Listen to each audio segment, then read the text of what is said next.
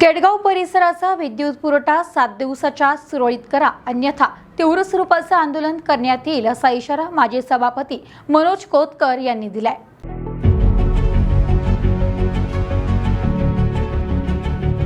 वेळोवेळी MSEB कडे अनेक नागरिकांनी कंप्लेंट केली, पण त्या ठिकाणी कोणत्याही प्रकारचे काम हे लवकर होत नाही।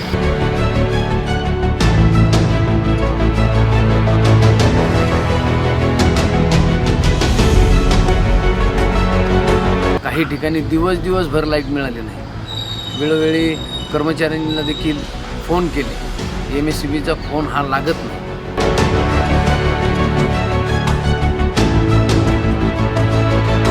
त्या ठिकाणी कमी असणारे कर्मचारी वाढवावेत आणि जो आपला फोन बंद असतो तो सुरू करावा। केडगावकरांचा जो विजेचा खेळखंडोबा चालू आहे हा लपंडाव बंद करावा आणि केडगावकरांना सुरळीत लाईट द्यावी, अन्यथा येत्या 8 दिवसामध्ये MSEBवरती मोठ्या प्रमाणात मोर्चा त्या ठिकाणी घेऊन आल्याशिवाय केडगावचे नागरिक गप्प बसणार नाही। केडगाव उपनगराचा गेल्या 1 महिन्यांपासून विजेचा लपंडाव चालू असल्यामुळे सर्वत्र अंधाराचे साम्राज्य पसरले आहे। त्यामुळे परिसरातील नागरिक अक्षरशः त्रस्त झाले आहेत। विद्युत विभागाकडून कुठलीही पूर्वसूचना न देता रात्री उपरात्री लाईट जात असल्यामुळे नागरिकांना संपूर्ण रात्र अंधारात काढावी लागत आहे। पावसाळ्याचे दिवस असून विद्युत विभागाने अडथळा ठरणाऱ्या झाडांच्या फांद्या पावसाळ्यापूर्वी तोडणे गरजेचे होत्या, मात्र कुठल्याही उपाययोजना झालेल्या दिसत नाहीत।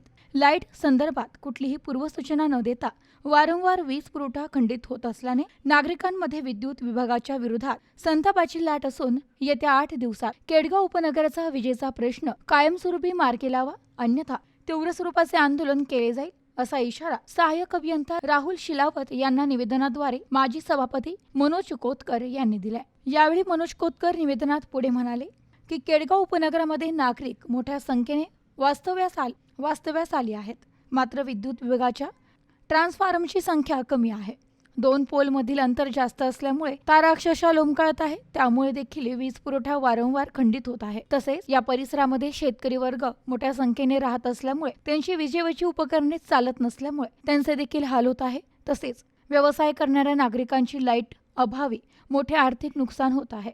विद्युत विभागाचा दूरध्वनी क्रमांक कायमस्वरूपी बंद असतो, त्यामुळे नागरिकांनी तक्रार कुठे करायची, तसेच कर्मचारी अपुरे असल्यामुळे झालेला प्रॉब्लेम तातडीने सोडवता येत नाही। त्यामुळे केडगावकरांना अक्षरशः 1-2 दिवस अंधारात काढावी लागतात। विद्युत विभागाकडे केडगावच्या वीज प्रश्न संदर्भात वारंवार लेखी निवेदन दिले आहे। तीव्र स्वरूपाचे आंदोलन देखील केले आहे, मात्र प्रश्न अद्यापही सुटला जात नाही।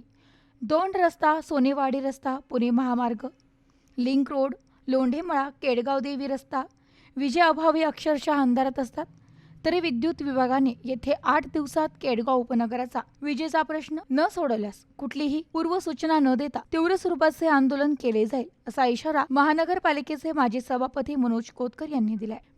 1 महिन्यापासून केडगाव परिसरात विजेचा खेळखंडोबा चालू आहे आणि त्यामुळं पूर्ण केडगावकर त्रस्त आहेत। पाऊस हा 13 जूनला येत असतो, पण ह्यावर्षी लवकर पाऊस झाल्यानं बऱ्याच ठिकाणी ज्या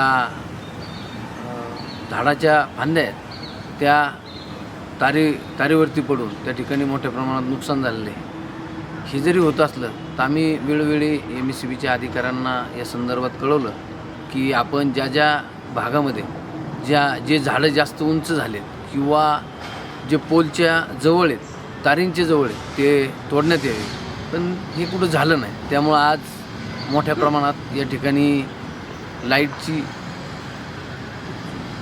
गरज या ठिकाणी लोकांना जाणवती।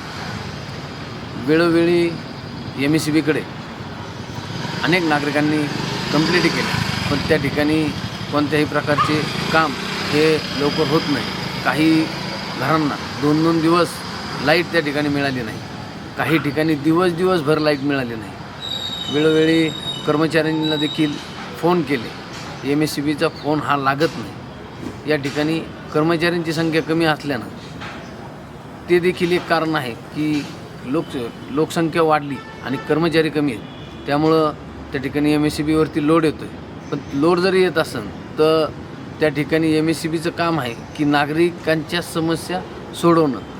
पुढील काळात आणखीन लोकसंख्या वाढणारी आणि मग जर ते लोकसंख्या वाढल्यानंतर जर एवढ्याच कर्मचाऱ्यांवरती काम करायची वेळ येत असेल तर ती देखील एक त्या ठिकाणी नामुष्की आहे. MSCBला या ठिकाणी आम्ही अधिकाऱ्यांना विनंती केली की त्या ठिकाणी कमी असणारे कर्मचारी वाढवावेत आणि जो आपला फोन बंद असतो तो सुरू करावा.